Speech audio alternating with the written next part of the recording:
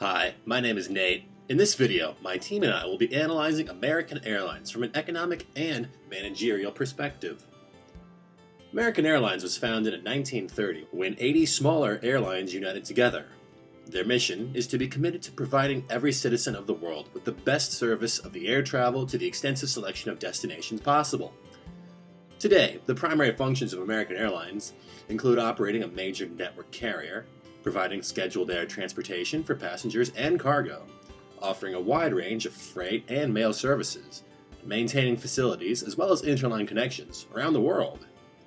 Now, let's hear from my team, who will explore the scope of the American Airlines operations, Porter's 5 forces, and current performance. They will also provide recommendations for future management. American Airlines is considered to be one of the largest commercial airline companies. They were ranked number 1 in 2016, just based on the large amount of passengers that they carried.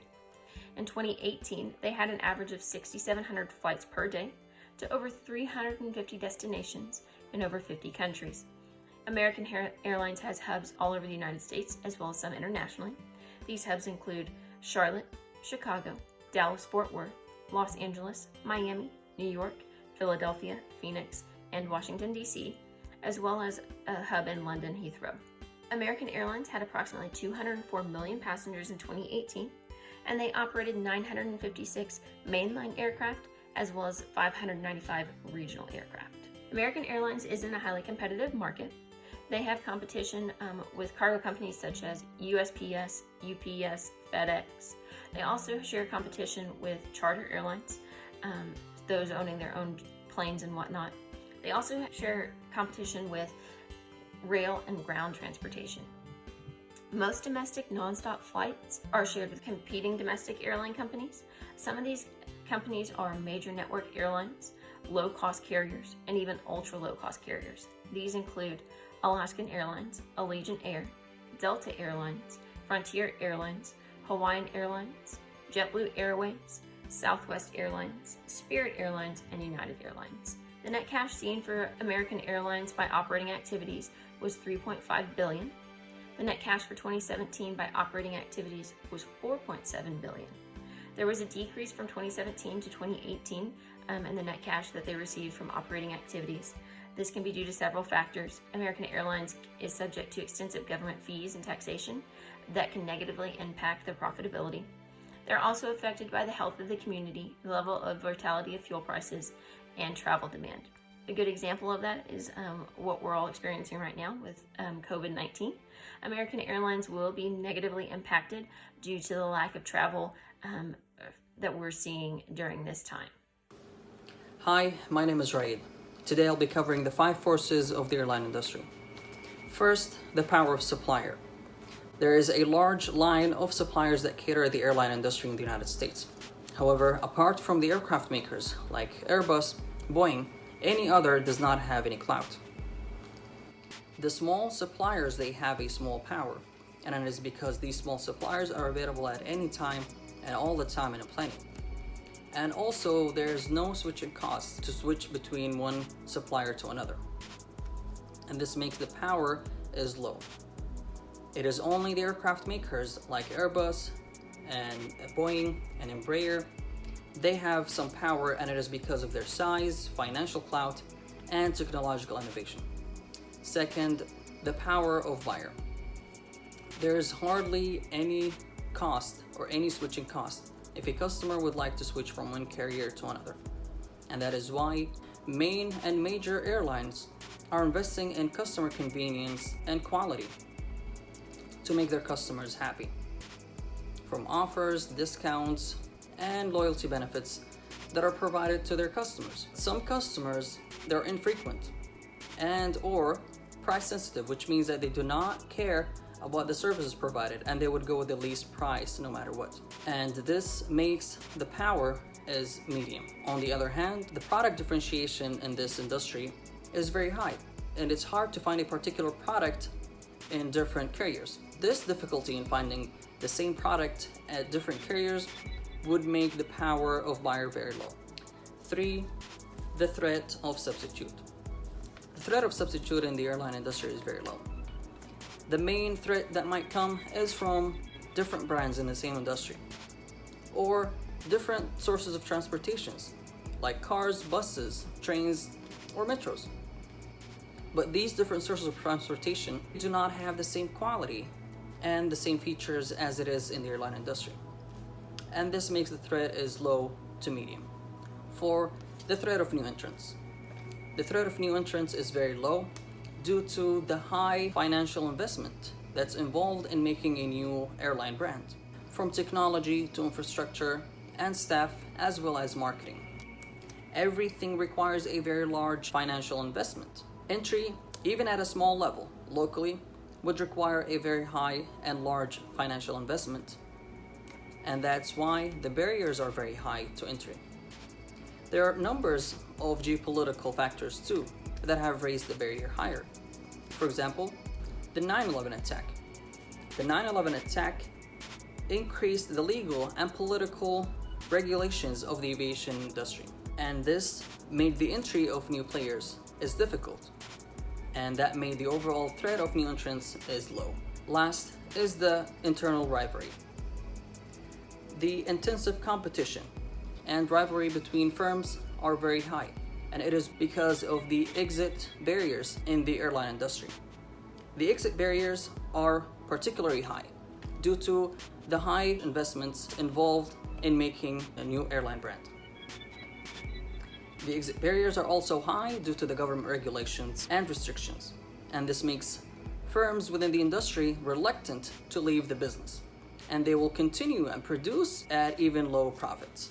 And also it creates a very intensive competition between firms within the industry. The internal rivalry is medium to high. Hello, my name is Rudy, and I'll be presenting American Airlines' current performance and future performance, and I'll describe some current positive factors and current negative factors and make some recommendations to management to improve their future outcomes. And I'll start off with operation revenues for 2016 and 2017.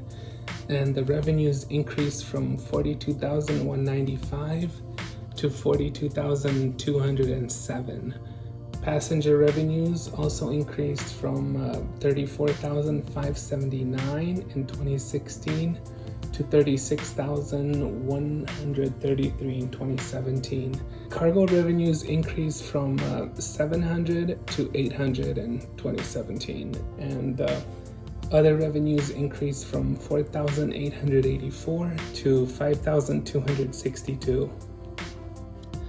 And another positive factor on their 10K was the regional geographic passenger revenue that increased throughout 3 years, throughout 2016, 2017, and 2018. And the total non-operating expenses also went from negative $985 to negative $974. We evaluated their total depth ratio for 2017 and 2018, and for 2017 the total depth ratio was 0.84, and for the next year was 0.83. So there was a slight decrease there, and even though it seems a little high, it's actually it's looking good right now compared to some of the other airlines in the business. And the most important ratio we looked at was the long-term debt ratio, and that also went from 0.60 to 0.59. We saw a decrease there too. The market share for American Airlines is 17.6%, and behind American Airlines is Delta with 17.5%. Now we'll look at some negative factors that management should keep at the top of their list, and that is the IRR decreased consecutively, and the total cash and restricted cash decreased. In 2016 it was $423, in 2017 it was $390, and in 2018 it was $276. Next, wages increased consecutively in 2016, 2017, and 2018. fuel expenses increased in 2016, 2017, 2018. Regional cost and maintenance increased. Our top recommendation is we want management to focus on long-term payments first. They've been making good long-term payments, but they need to make a little bit more payments toward their long-term liabilities. Second, fuel expenses. They've been going up, one of the highest expense on their 10K. They need to maybe upgrade some of their planes and sell off some of their older planes that are fuel guzzlers. Next, they should consider planning their maintenance for longer periods, because that has been going up too, and regional costs have been going up too. So they need to put that on their agenda. And with the wages, we would recommend to turn to automation for certain jobs that could be replaced that are lower level, lower wage jobs. Lastly, we're worried about Delta. They have better planes, more cargo room, better apps, quieter planes, and they have a little bit better ratings. So that could be a concern for American Airlines in the future. So they need to insulate their planes, upgrade to some more fuel efficient planes, but obviously quieter engines, and think about the cargo room, because that's a big problem for travelers. And develop a new app so they can gain competitive advantage over Delta, because as of right now, American Airlines is at 17.6 and Delta is at 17.5. Those are our top concerns, our top recommendations for management. Thank you so much, and see you at American.